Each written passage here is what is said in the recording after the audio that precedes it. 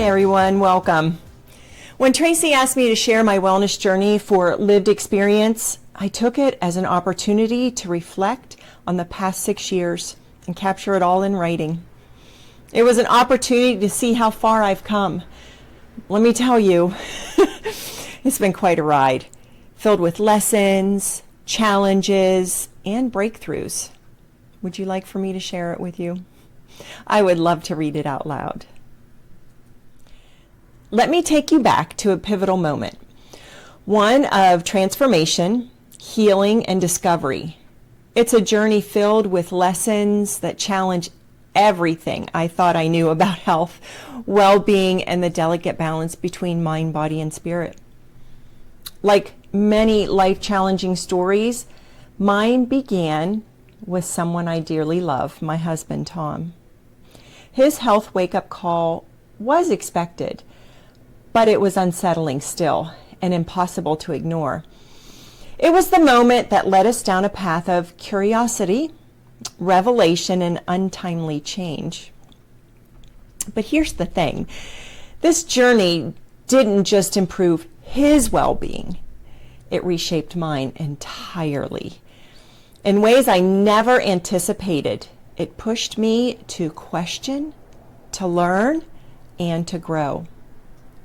What I discovered went far beyond what I ever believed about food, wellness, and what it truly means to thrive. Today, what I share with you isn't about dietary choices or fitness routines. It's about challenging conventional wisdom, listening, really listening to our bodies, and embracing the unexpected. It's about learning to trust ourselves in a world full of conflicting advice. It's about rediscovering the joy of feeling alive. And my hope, as I share my story with you, I hope it stirs something within. Perhaps a spark of curiosity, a moment of reflection, or even the first step toward the vibrant, balanced life you deserve. So if you're ready, let's begin. It was November of 2018, days before Thanksgiving, when we received the shocking news. Tom's A1C had climbed to an 8.2. For those that are unfamiliar, this is a blood sugar measure over a 3-month period, and anything above a 6.5 is considered diabetes. It was alarming, but it was also a defining moment. Tom looked at his lab results, exhaled slowly, the weight of the diagnosis settling over him. He turned to me, eyes determined, and said, I have to change this. And just like that, everything shifted.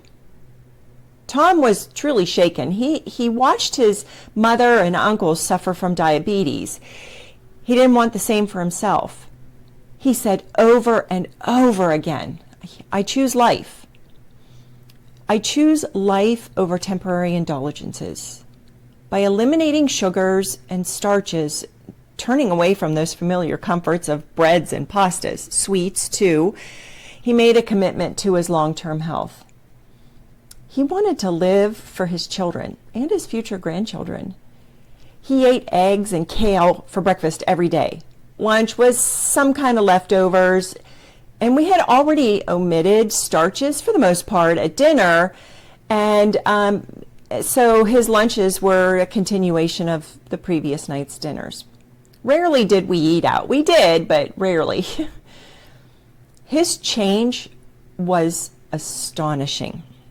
Pounds melted away, his energy surged, his blood sugar stabilized. I stood beside him, supporting him every step of the way. We had many conversations about his changes and how carbohydrate reduction was actually dangerous, and that eating some whole grains is necessary for heart and overall health. As he thrived, I believed in balance, and I urged him to reintroduce oatmeal, a breakfast staple I had always believed as essential. At the time, it seemed logical, But little did I know this small decision would later connect with my own struggles. While Tom was transforming, my health took a different turn. An unexplained weight gain, rising blood pressure. I chalked it up to aging and to not working out hard enough. What I didn't know then was that my own awakening was yet to come. Have you ever felt like something wasn't right with your health, but no one had the answers? That nagging feeling that something is off, yet people around you, doctors, friends, colleagues, either dismiss it or can't pinpoint a solution.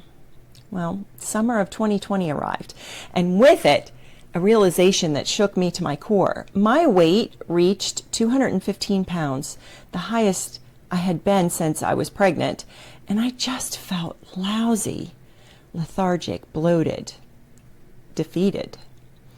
The irony was crushing. I was a health educator, a personal trainer. My entire identity was built around health and wellness, yet I felt and looked terrible. I was a fraud. Every day like clockwork. By mid-afternoon, my ankles would tighten, a dull ache creeping in, forcing me to shift uncomfortably in my chair. Standing didn't help. Walking didn't help. The suffocating summer heat made it even worse. I was trapped in my own body, a prisoner of relentless swelling, and it returned day after day after day, even on cooler days. It was frustrating, confusing, unsettling.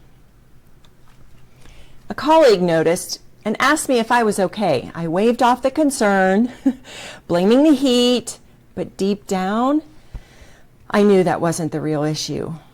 Still, I had no answers. I had built my life around health. How could this be happening to me? My friend, a nurse, casually suggested cardiovascular issues, and I couldn't dismiss the possibility. After all, my blood pressure had been higher than normal. But I had crafted a near perfect lifestyle. It was picture perfect. No fast foods, mostly home-cooked meals, a dedicated workout routine, regular movement breaks throughout my day. My lifestyle was textbook perfect. And yet, despite it all, the weight kept piling on.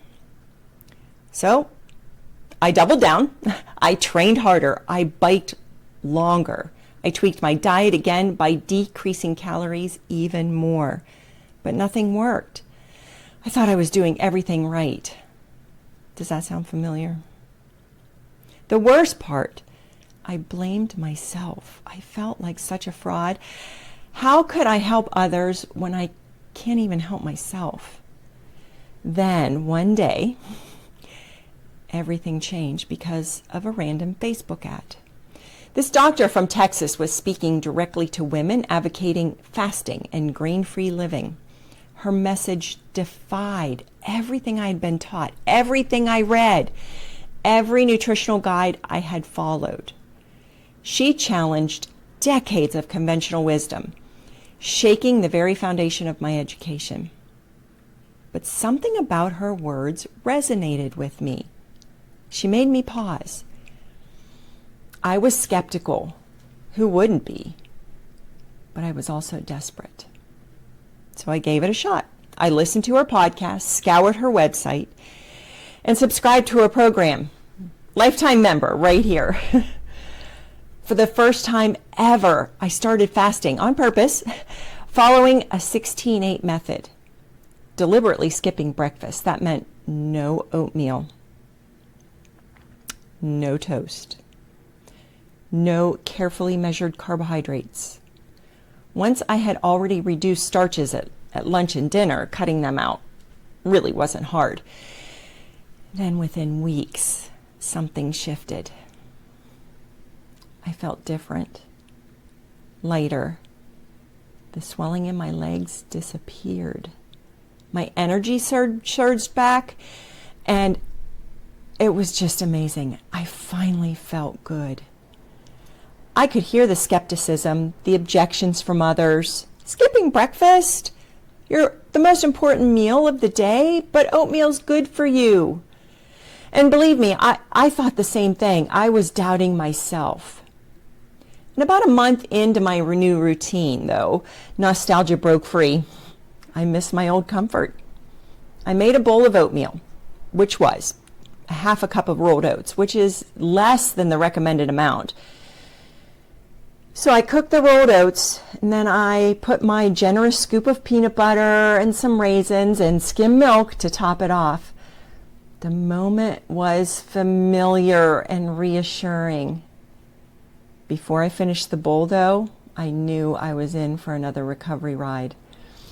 My stomach felt like lead. Nausea struck.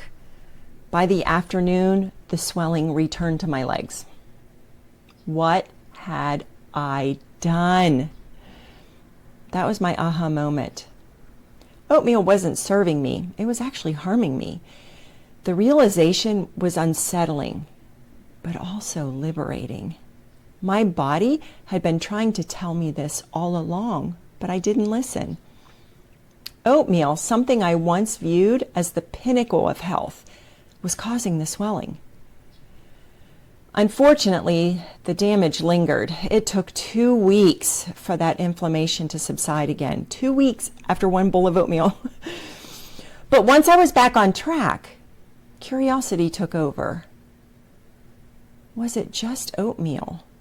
Would other grains do the same thing? So I decided to experiment. First, wheat through bread and pasta and tortillas. Sure enough, my body reacted. The sluggishness, the swelling, the discomfort. Later on, corn chips. Ooh, same story. Now, rice seems to have the least effect, but I still do limit it. That's when I finally admitted the truth. Heart-healthy grains are my poison. I had spent years following mainstream nutritional advice, blindly trusting what I thought was best. But the truth was clear. My body had been rejecting these grains all along. The moment I let go of conventional wisdom and listened to myself, I reclaimed my health. That step in my journey wasn't just a milestone. It was a turning point that propelled me toward an entirely new mission. The realization that grains were hurting me wasn't enough.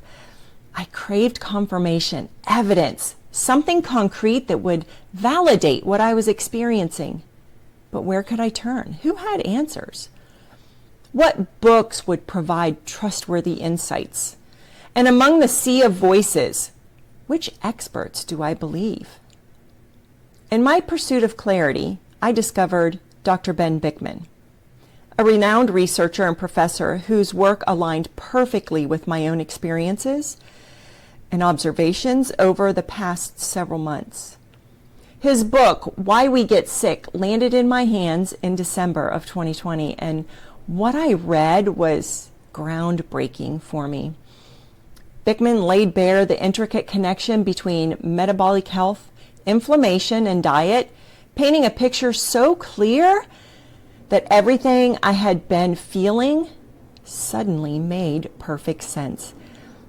His research illuminated insulin resistance not just as a carbohydrate overload issue, but as a deeply embedded hormonal imbalance, a concept I never fully grasped before. As I read more, something remarkable happened. I noticed that my clients, each in their unique struggles, were unknowingly mirroring the patterns Bikman was describing in his book. Some battled high blood pressure, others faced persistent blood sugar, and still others dealt with nagging headaches that seemed to have no clear cause. They all presented different symptoms, yet they shared a common thread: insulin resistance.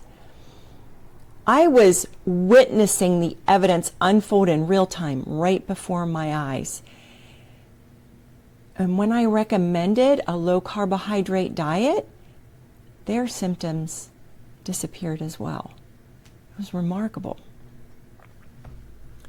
About a month after discovering Bikman's work, I stumbled upon Dr. Jason Fung.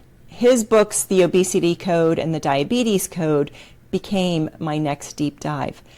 Though much of what he wrote reinforced the principles I had already started to understand, his perspectives on hormone regulation added a new dimension to my knowledge.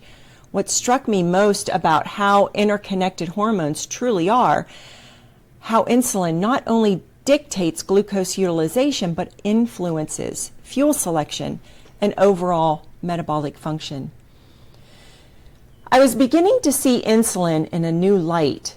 It was not merely a facilitator, but a conductor, orchestrating an entire symphony of metabolic hormones. Fung emphasized the powerful impact of fasting, not just as a method of restriction, but as a tool for healing and optimization. His discussion on the first meal after fasting fascinated me, particularly the need for it to be high in fat. Taking his advice to heart, I made a seemingly minor yet pivotal change in my own diet. I swapped out my usual non-fat yogurt for whole milk yogurt. At first glance, it felt insignificant, but the results were undeniable. Almost immediately, I noticed an improvement in how I felt, and my body seemed to respond with newfound warmth deep within my abdomen. Around the same time, I encountered another unexpected revelation. Many workplaces were reinstating in-office protocols with daily temperature checks. I had grown accustomed to my body temperature hovering around 97.8 for years, but I suddenly noticed a change. After days, my readings crept up until one afternoon, I saw 98.6. I stared at that thermometer in disbelief, astonished and elated. It wasn't a coincidence. My body wasn't just adjusting, it was thriving. It was responding to nourishment and recalibrating itself in ways I had never imagined. The science was clear, but more importantly, my body confirmed it. As the days passed, I recognized other remarkable changes. My belly fat was diminishing quicker. My stubborn toenail fungus receded. My blood pressure returned to normal levels. My appetite shifted, diminishing naturally without a struggle, and fasting became easier than I ever expected. My body had awakened, communicating in ways I had never experienced before. Well, at least paid attention to. And for the first time, I understand what it was telling me. I felt liberated, breaking free from ingrained fears about food. I ate what my body truly needed, not what years of misguided dieting and conditioning led me to believe was right. Inspired by my progress, I decided to push my limits. I challenged myself with longer fasts, easing into the process while respecting my body's needs. What began as a 24-hour fast extended to 36 and then 48. Slowly but surely, I trained myself to go even further. A couple of times I reached 88 hours, an accomplishment I never once seemed impossible. The journey was difficult, but I embraced the principle of steady progress. Each milestone felt more natural, more intuitive. What started out as a simple search for answers had evolved into something far greater. I wasn't just learning, I was experiencing. I was feeling, adapting, and unlocking the immense potential of my own body. And with each discovery, I realized that health wasn't just about avoiding harm. It was about embracing knowledge, trusting intuition, and giving my body exactly what I needed to thrive. But I couldn't stop at my own transformation. I needed to know more, not only for myself, but for others, my clients, who were searching for the same answers. I realized that books alone weren't enough. Information was valuable, but I wanted depth. I craved education, not just casual learning, but formal training that could reinforce my approach to coaching and credibility and expertise. That's when I discovered the Nutrition Network, a thriving community dedicated to low-carbohydrate nutrition coaching. It wasn't just a place to learn, it was a movement, a philosophy, a gathering of like-minded individuals committed to reshaping the narrative around my health, wellness, and metabolic function. I immersed myself completely. I joined. I studied relentlessly. I trained with intensity and purpose. In July of 2023, I officially became a certified metabolic health coach. But beyond the certification, I gained something far more profound, an international network of advocates, friends, and supporters who understood this journey intimately. People who spoke my language, who shared my passion, who, like me, refused to settle for conventional wisdom when better solutions exist. I found my tribe. Yet, the more I learned and coached, the more I recognized the undeniable truth that mainstream corporate wellness wasn't ready for the low-carbohydrate approach. My own workplace resisted the very principles I had come to embrace, even though I was making progress with my clients. The rigidity of the allopathic medicine, its strict adherence to outdated standing operation procedures, left little room for genuine innovation, for the kind of metabolic healing I knew was possible. What I once saw as an unwavering structure, now I saw as a limitation. What I once accepted without question, I now challenge with conviction. My journey had led me here, to a pivotal realization. I could no longer confine myself to a system that didn't serve me or people who needed real change. I left corporate wellness for private practice. As I find myself amid this transformation, and I'm still in transformation, I pause to reflect on the journey that has led me here. Looking back on the first 50 years of my life, I am struck by the realization of, wow, that's why that happened. Every challenge, every discomfort, and every obstacle now connects like pieces of a puzzle, revealing the intricate design of my experience. Through the years, my body has carried me forward, enduring and adapting to ways I never fully appreciated at the time, and I'm very thankful that my body did. The numerous cavities, cracks, and sensitivity in my teeth, the crowns that now stand in place, each a reminder of the importance of care and nourishment the right way. The turbulent menstrual cycles that defined entire phases of my life, shaping my resilience and deepening my understanding of my own body. Varicose veins, skin tags, toenail fungus, all signs of wear and tear that I once resented but now recognize as the results of elevated sugar and insulin levels. The bouts of depression and anxiety, the silent battles that tested my strength and shaped my compassion. The osteoarthritis, the stiffness, the aches. These too tell a story of metabolic health and movement dysfunction. I acknowledge these experiences, but I don't dwell on them with regret. They belong to the past, and I cannot undo what has come to pass. What I can do and what I must do is embrace the power I hold in the present. I have the ability to ensure these challenges do not continue, that they do not define the years ahead. Through mindful choices, intentional care, and a deep commitment to my well-being, I can shape my future in ways that honor the lessons of my past. This transformation is not merely about accepting what has been, but about stepping forward with purpose, ready to nurture the life that is still unfolding. This journey has been anything but straightforward.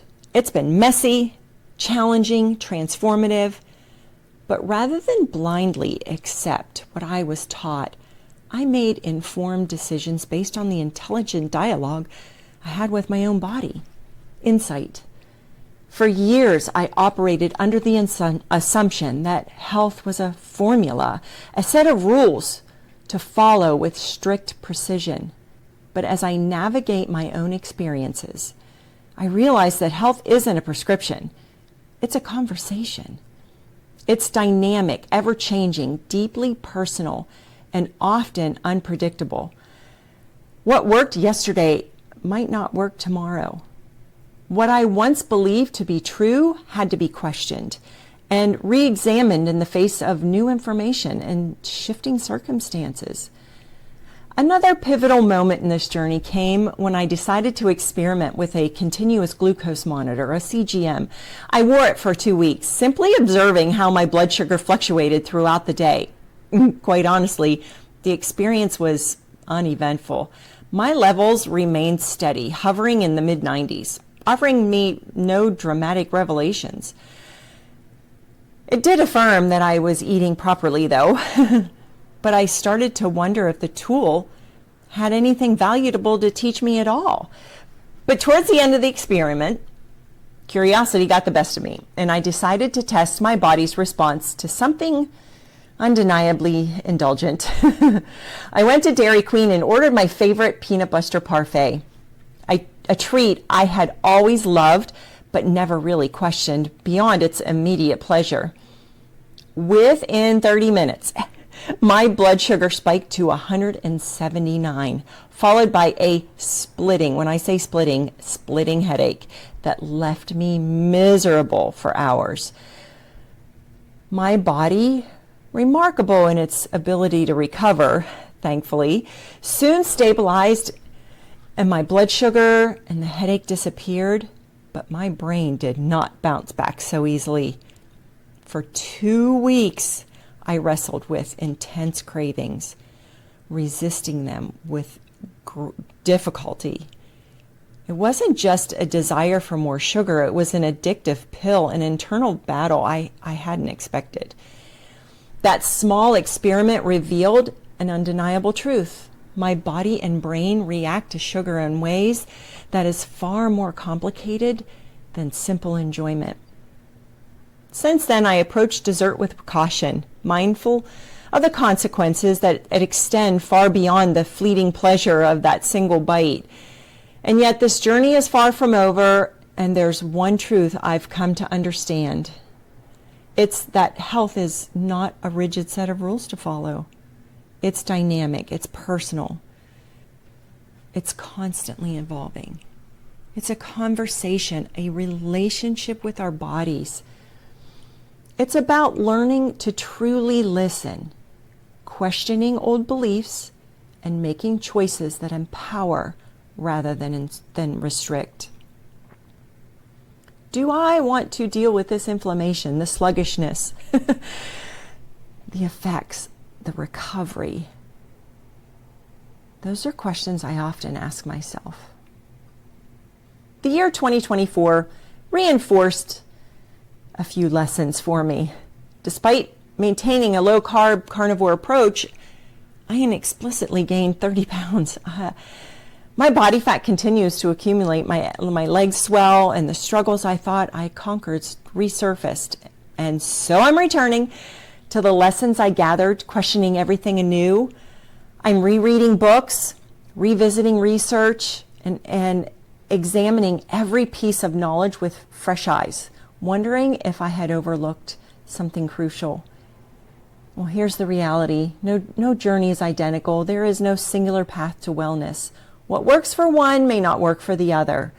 What worked for me one time didn't necessarily work now. But the key is the courage to keep questioning, learning, and adapting. The answers exist. They're waiting to be discovered. And sometimes they reveal themselves in the quiet moments when we stop resisting and start listening. Perhaps today marks the beginning of your own transformation, or maybe it's the start of your next chapter. Maybe something here resonates with you. I hope my story inspires you to explore, to challenge, and to take control of your own health. Because it's not about achieving perfection, it's about movement, growth, and progress. Whatever led you here, whatever sparked your interest in lived experiences, remember this. The answers are there. Your body is speaking to you. All you have to do is listen.